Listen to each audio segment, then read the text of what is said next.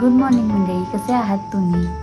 स्वामी तुमच्या मनातल्या सर्व चांगल्या इच्छा पूर्ण करो हीच प्रार्थना आहे।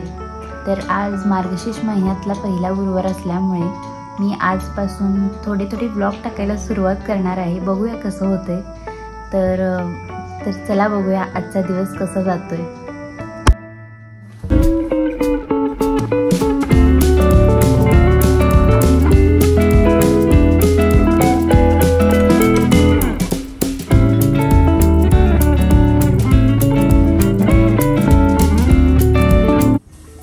सकाळ सकाळी दुधात घालून खाण्यासाठी मी ड्रायफ्रूटची पावडर बनवली आहे।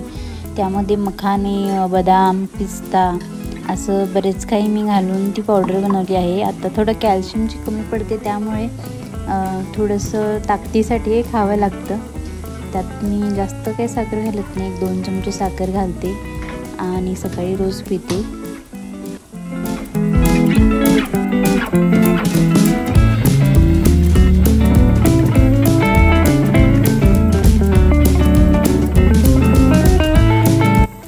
माझ्या मते तर सर्वांनी सकाळी एक नियम पाळला पाहिजे की 1 कप चहा किंवा दूध जे काही तुम्ही घ्याल ते घेत असताना आपण दिवसभरात काय करायचं आहे किंवा काय नियोजन आहे ते शांत डोक्याने विचार करून मग पुढे काय करायचं ते वाटचाल करायला पाहिजे।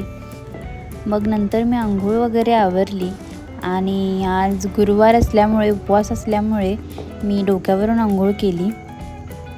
केस चांगले सुकवून घेतले आणि मग त्यानंतर थोडा साज शृंगार करायचा तर बनतोच ना।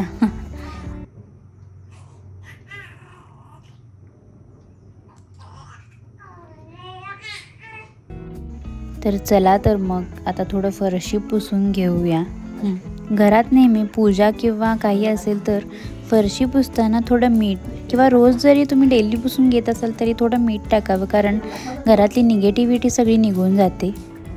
त्यानंतर मी दारापुढे रांगोळी काढायला घेतली, कारण पूजेच्या दिवशी किंवा इतर दिवशीही तुम्ही जर दारापुढे छानशी रांगोळी काढली तर लक्ष्मीसुद्धा प्रसन्न होते आणि घरातील वातावरणसुद्धा एकदम छान प्रसन्न राहते। मग त्यानंतर लगेच मी पिल्लूला आवरायला घेतलं। तिची आंघोळ वगैरे झाली आणि एका आईला काय ह्या कामातून तर सुटका मिळत नाही। आपल्या बाळाला नीट स्वच्छ नेटनेटकं ठेवण्याचं काम आईचंच असतं। त्यामुळे मी आधी तिला आवरलं आणि मग बाकी सगळं काम करायला घेतलं। आणि त्यातच बघा 11:30 वाजायला आले, पण पोरगी काय झोपायचं नाव घेईना। शेवटी पाळण्यात घातलं तिला आणि मी तिला झोका देत बसले आणि मग खेळून झाल्यावर मॅडम झोपल्या आणि मग मी थोडंसं खायला घेतलं वरी भात।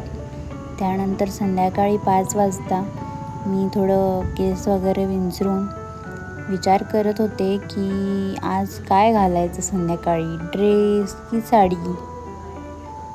मग शेवटी एकदाचं ठरवलं आणि मी निघाले मार्केटला, कारण मला पानं आणि बाकीचं बरंच सामान घ्यायचं होतं। ते घेऊन मी परत घरी आले आणि चहा आणि थोडासा नाश्ता म्हणजे वेफर वगैरे खाल्ले। त्यानंतर माझी मोहीम वळाली मम्मीच्या कपाटाकडे। आता सगळ्यात अवघड काम म्हणजे यातली साडी कोणती घालायची हे चूज करणं, आणि मग मी एक साडी निवडली। तर आता संध्याकाळची 6:30 वाजलेली आहेत आणि मी तयार झालेली आहे। तर चला मग पूजा बघूया। तर असं म्हणतात की मार्गशीर्ष महिन्यामध्ये उपवास करून ही जर लक्ष्मीची पूजा केली तर निश्चित आपली इच्छापूर्ती होते आणि बऱ्याच जणांना या गोष्टीचा अनुभव आलेला आहे। म्हणून तर सर्वजण श्रद्धेने या गुरुवारची उपासना करतात। या सर्व कथांमध्ये एकच साम्य आहे की त्यामध्ये सांगितलेलं आहे की आपल्याकडे जेव्हा कमी असतं त्यावेळेला आपल्याला देवाचा धावा आठवतो किंवा माणसांची गरज भासते, पण ज्या वेळेला आपल्याकडे सर्व सुख येतं, संपत्ती येते, त्यावेळेला मात्र माणसं देवाला आणि उपयोगी पडलेल्या माणसांना दोघांनाही विसरतात।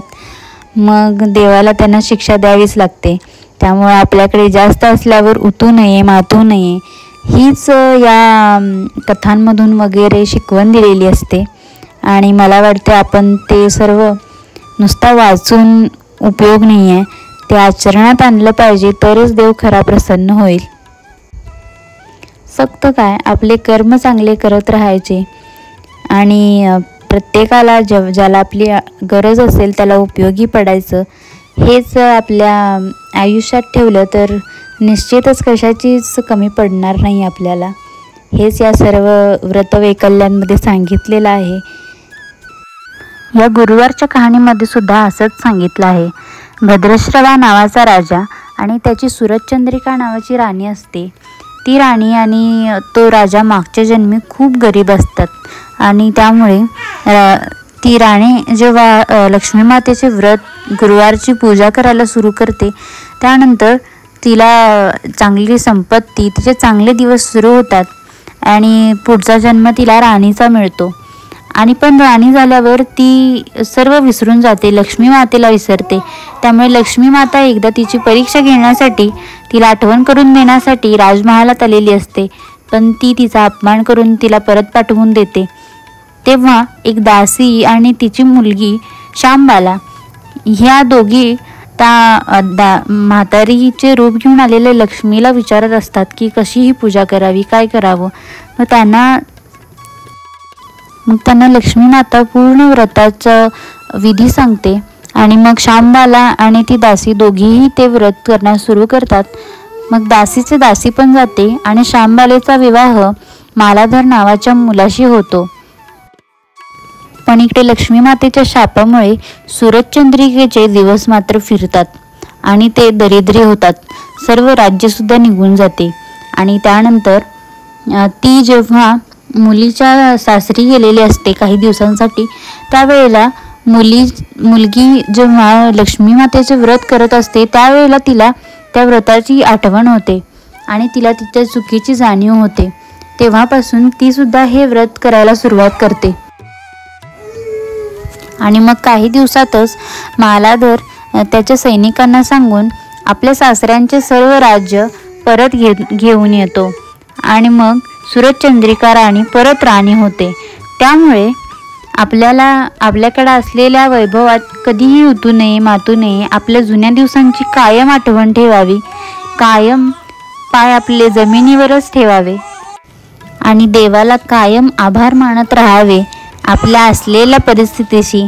कारण आपल्याकडे जेवढा आहे तेवढ्यासाठी सुद्धा काही जण तरसत असतात आणि हेच वाक्य लक्षात ठेवून रोजचा दिवस कसा चांगला होईल हे बघावं. दिवस हे कधीच कुणाचे सारखे राहत नाहीत, कारण पुढे पडलेला पाय हा कधीतरी मागे येणार आणि मागे पडलेला पाय हा पुढे जाणार. हे चक्र चालूच असणार आहे. त्यामुळे आपले चांगले दिवस असतील तर त्यात गर्व करू नये आणि वाईट दिवस असतील तर चांगल्या दिवसांची अपेक्षा सोडू नये आणि खचून जाऊ नये, प्रयत्न सोडू नये. हेच आपल्या हातात आहे.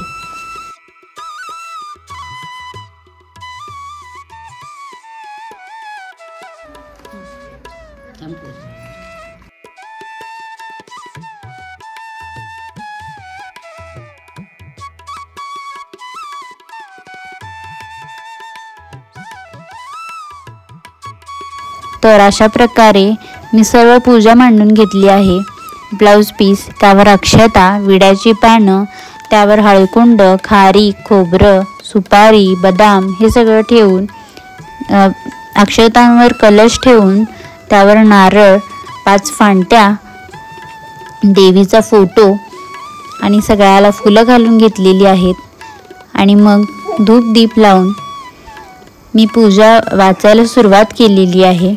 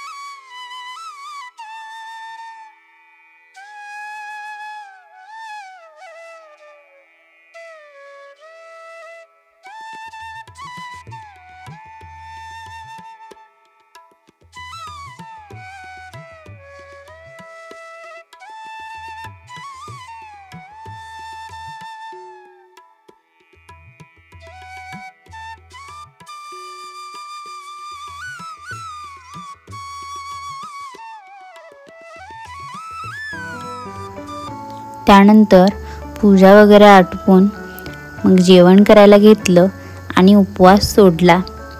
आणि अशा प्रकारे पेटू फुल झालेला आहे. आणि खरंच दिवसभर उपवास करून खूप छान वाटतं जेवल्यानंतर. आता छान झोप लागेल. चला तर मग भेटू नेक्स्ट ब्लॉगमध्ये. Good night.